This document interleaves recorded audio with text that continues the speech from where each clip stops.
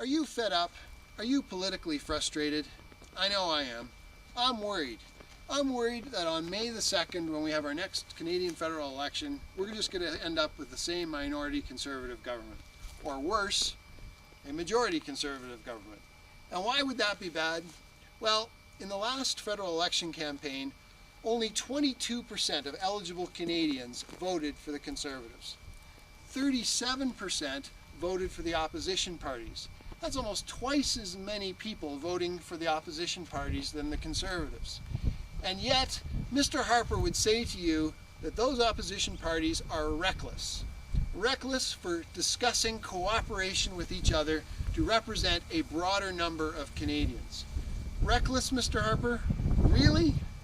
Reckless is the in and out money laundering scheme that the Conservatives used in the last federal election, which is now under investigation by the RCMP.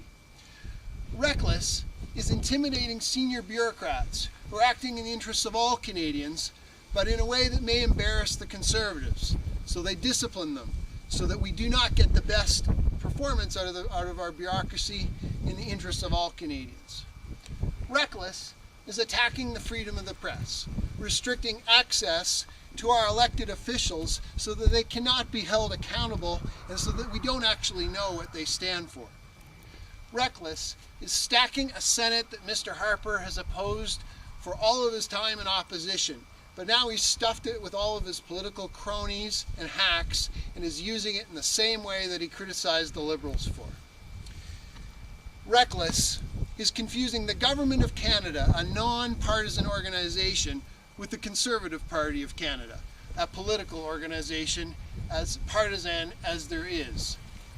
Mr. Harper, you have to understand there's a difference between the Government of Canada and your political party. The interests are different.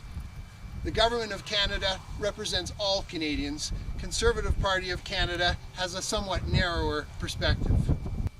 Reckless is misleading Parliament and being found in contempt of Parliament, the first time that's ever happened in Canada. Lying to the public, lying to the Parliament of Canada. Reckless is proroguing Parliament, which is effectively hijacking Parliament, cutting it off so that you don't have to answer tough questions about scandals and foreign policy. Reckless is vilifying anybody who opposes you, questioning their character and their integrity just because they don't believe what you believe. We are so lucky to live in Canada, the most beautiful country in the world, but we can squander these riches. We can squander these riches by not paying attention to what's going on in Ottawa. We deserve a better Prime Minister. And if Mr. Harper is not prepared to be a better Prime Minister, then we should elect somebody else. We deserve a Prime Minister who believes in honesty, integrity, respect, and cares about all Canadians, not just the people who vote for him.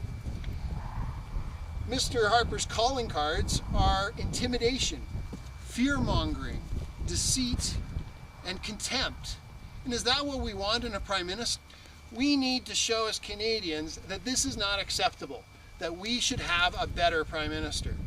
Now, will Mr. Ignatieff or Mr. Layton do a better job? Who knows? We don't know.